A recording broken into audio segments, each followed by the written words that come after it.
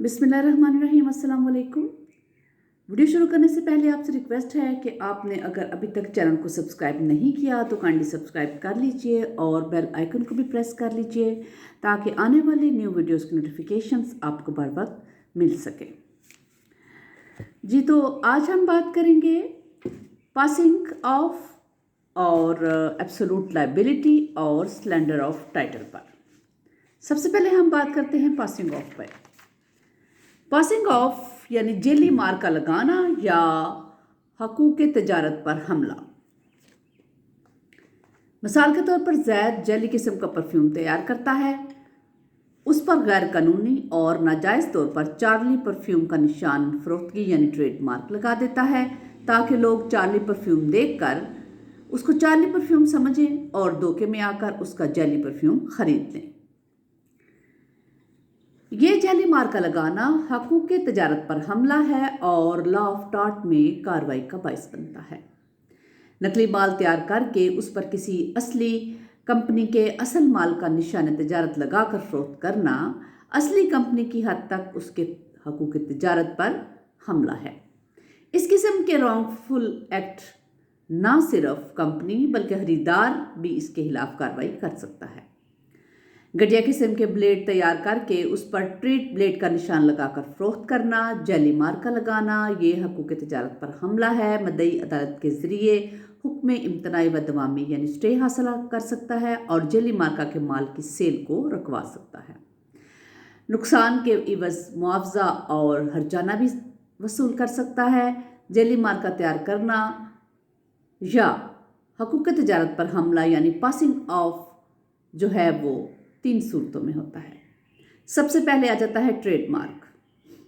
हर company जो तजारत का कारोबार करती है उसका एक महसूस निशान फरोख्तगी या निशान तजारत यानी ट्रेडमार्क होता है जो उस कंपनी की पहचान होता है और इसी निशान की वजह से ऐसी कंपनी का माल फरोख्त होता है।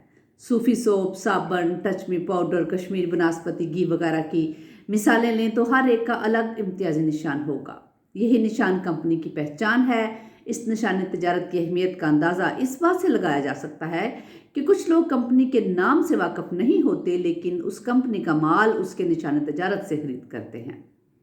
अब अगर एक शख्स इस किस्म की अशिया तैयार करके उन पर इसी किस्म का या उससे मिलता जुलता निशान तजारत लगाकर फरोख्त करे तो ये फेले पेजा है। जेली मार्का लगाना और असल कंपनी के हकूक़ तजारत यानी ट्रेडमार्क पर हमला है। इस किस्म के फेले बेजा के मुर्तकिब के खिलाफ नालिश दायर की जा सकती है और जेली माल की सेल जो है वो रुकवाई जा सकती है। इसी तरह नुकसान का मुआवजा और खर्जाना भी हासिल किया जा सकता है।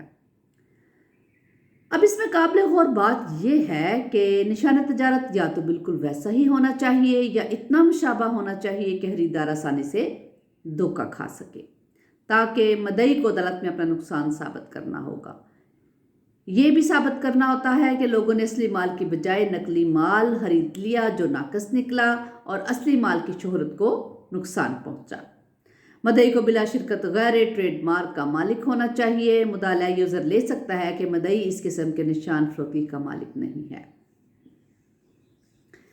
मुदाला का निशान फरोख्तगी मदई के निशान फरोख्तगी से बिल्कुल मुख्तलिफ है और मुदाला ये यूज़र भी पेश कर सकता है कि उसने मदई से उसकी इजाज़त हासिल की थी। दूसरी बात आ जाती है राइट ऑफ पेटेंट। किसी मुफीद इजाद, किसी महसूस डिज़ाइन और किसी ख़ास अंदाज को रजिस्टर्ड कराना हर शख्स का कानूनी हक है। इस्लाहन उसको राइट ऑफ पेटेंट कहते हैं। अगर कोई शख्स ऐसा करता है तो एक महसूस जो है मुद्दत तक कोई दूसरा शख्स उसकी इजाज़त या उस तरह का इजाद करदा या डिज़ाइन को असल मौजूद की मर्ज़ी के खिलाफ नहीं बना सकता। अगर फिर भी कोई शख्स ऐसी कार्रवाई करता है तो लॉ ऑफ टॉर्ट जो है वो हरकत में आ जाता है और ऐसे शख्स के खिलाफ बिल्कुल उसी तरह की कार्रवाई अमल में लाई जा सकती है जिस तरह की कार्रवाई ट्रेडमार्क को यूज़ करने के लिए लाई जा सकती है। तीसरी बात आ जाती है कॉपीराइट की यानी हक़ के इशाअत। कोई शख्स किसी शायर, मुसन्नफ़, फ़नकार या ड्रामा निगार की तहरीकात को उसकी मर्ज़ी के बरक्स शायर नहीं कर सकता। इस किस्म का इख्तियार या तो मुतल्लिका शख्स को होता है या फिर उस इदारे को हासिल होता है जिसको ये शायर, मुसन्नफ़, फ़नकार या ड्रामा निगार वगैरह जो हैं ऐसा हक़ तफवीज़ करते हैं। तर्जुमा, जंतरी या आम मालूमात की کتب جو ہیں وہ اس سے مستثنا ہیں۔ اگر متعلقہ شخص اس قسم کی اجازت دے دے تو علیحدہ بات ہے، لیکن مرضی کے برعکس اگر ایسے ہوا ہے تو صرف جو ہیں وہ متعلقہ شاعر اور فنکار وغیرہ اس کارروائی کے خلاف نالش دائر کرنے کا حق محفوظ رکھتے ہیں۔ ادبی اعتبار سے مفید اور معیاری کتابیں ہوں۔ عرب عرف عام میں حق اشاعت کے خلاف ورزی کو ادبی سرکابی کہا جاتا ہے۔ اب بات کرتے ہیں ایبسولوٹ لائبلٹی کی۔ بعض رانگفل ایکٹ اس قسم کے ہوتے ہیں جو قطعی ذمہ داری لاگو کرتے ہیں۔ ایسے افعال خواہ نیک نیتی سے سر انجام دیے جائیں یا خود غفلت یا لاپرواہی یا مغالطہ کی وجہ سے سر انجام پائیں، قطعی ذمہ داری کا اصول لاگو ہوتا ہے۔ مطالعہ کا یہ عذر قابل قبول نہیں ہے کہ اس قسم کے افعال بیجا میں بے بس تھا۔ یہ عذر بھی ناقابل قبول ہے کہ اس نے اس قسم کے افعال بیجا کے سدباب کے لیے ہر ممکن کوشش کی تھی لیکن ناکام رہا۔ ایسے افعال بیجا ان اشیاء سے متعلق ہوتے ہیں جو ہر حال میں دوسرے افراد کے لیے خطرناک ہوتے ہیں۔ ایسی اشیاء کا رکھنا ہی قطعی ذمہ داری کے لاگو میں آتا ہے۔ کچھ ایسی اشیاء ہیں جو اس قسم کے افعال بیجا کے زمرے میں آتی ہیں جن کی وجہ سے قطعی ذمہ داری لاگو ہوتی ہے، جس میں سب سے پہلے آ جاتا ہے ڈینجرس اینیملز یعنی خطرناک جانور۔ ایک شخص جو خطرناک فری نیچر قسم کے جانور رکھتا ہے اس کی ذمہ داری ہے کہ وہ انہیں مکمل اپنے کنٹرول میں رکھے اور ان کی نگرانی کرے۔ اگر کوئی جانور کھل جائے اور کسی کو نقصان پہنچا دے تو مالی قطعی ذمہ داری کے اصول کے تحت ذمہ دار ٹھہرے گا۔ ایسی صورت میں حوض کی نیت کسی کو نقصان پہنچانے کی ہو یا نہ ہو پھر بھی قطعی ذمہ داری جو ہے وہ مالک پر ہی عائد ہوگی۔ البتہ اس قسم کے خطرناک جانور جو زیادہ خطرناک ہوں لیکن جانور نے رکھے ہوں اور زیادہ خطرناک بھی نہ ہوں تو پھر مالک جو ہے وہ قطعی ذمہ داری سے بری ذمہ ٹھہرتا ہے۔ بعض صورتوں میں وہ ذمہ دار بھی ہوتا ہے، لیکن اگر جانور خطرناک نوعیت کے ہوں تو پھر مالک قطعی ذمہ داری سے بالکل بچ نہیں سکتا۔ اب بات کرتے ہیں ڈینجرس گوڈز کی، یعنی خطرناک اشیاء۔ زید اپنے گھر میں بندوق لوڈ کر کے رکھتا ہے، اب پڑوسی کا بچاتا ہے اور لبلبی دبا دیتا ہے، گولی چلنے سے نقصان ہوتا ہے تو قطعی ذمہ داری جو ہے وہ زید پر عائد ہوگی۔ وہ یہ عذر نہیں لے سکتا کہ اس نے یہ بندوق لوڈ کر کے بڑی احتیاط اور حفاظت سے رکھی تھی۔ بندوق چونکہ خطرناک نوعیت کی چیز ہے، اسے رکھنے میں غیر معمولی احتیاط کی ضرورت ہے، لہٰذا زید ذمہ دار ہے کہ اس قسم کی دیگر خطرناک اشیاء مثلاً زہریلی ادویات، آگ وغیرہ بھی اسی زمرے میں آتی ہیں۔ یہ اشیاء اپنی نوعیت کے اعتبار سے خطرناک ہیں، انہیں غیر معمولی احتیاط اور حفاظت سے رکھا جاتا ہے۔ اگر مالک کی نیت کسی کو نقصان پہنچانے کی نہ بھی ہو پھر بھی مالک ہی ذمہ دار ٹھہرتا ہے اور ایسا قطعی ذمہ داری یعنی ایبسولوٹ لائبلٹی کے زمرے میں آتا ہے۔ اسی طرح اسلم ادویات فروخت کرتا ہے اور ایک خطرناک دوائی جو بے ہوش کرنے کے لیے استعمال ہے طاہر کو بغیر ڈاکٹری نسخے کے دے دیتا ہے۔ طاہر دوائی استعمال کرتا ہے یا کسی دیگر شخص کو استعمال کراتا ہے اور کوئی نقصان ہوتا ہے تو اسلم ذمہ دار ٹھہرے گا، حالانکہ اس کی نیت نقصان پہنچانے کی نہیں تھی، لیکن اس نے خطرناک دوائی بغیر ڈاکٹر کی ہدایات کے طاہر کو دی، لہٰذا اس پر ایبسولوٹ لائبلٹی جو ہے وہ عائد ہوگی۔ اس کے علاوہ ہے ایکسپلوسیو گڈز یعنی آتش گیر مادہ۔ کسی گھر، دکان یا گنجان آباد علاقے میں ایسی چیز رکھنا جو دھماکے سے پھٹ سکتی ہو، یہ ایبسولوٹ لائبلٹی عائد ہوتی ہے اس پر۔ ہر قسم کا آتش گیر مادہ اس میں شامل ہے۔ اس قسم کی اشیاء رکھنے کے لیے بھی غیر معمولی احتیاط، حفاظت اور نگہداشت کی ضرورت ہوتی ہے۔ مکمل احتیاطی تدابیر کے باوجود بھی اگر کوئی آتش گیر مادہ پھٹ پڑتا ہے اور نقصان ہو جاتا ہے تو مالک قطعی طور پر ذمہ دار ٹھہرے گا۔ وہ یہ عذر پیش نہیں کر سکتا کہ اس نے ہر ممکن احتیاط کی یا اس کی نیت نقصان پہنچانے کی ہرگز نہیں تھی۔ وہ اس قسم کے عذرات اختیار کر کے ایبسولوٹ لائبلٹی کے اصول سے بچ نہیں سکتا۔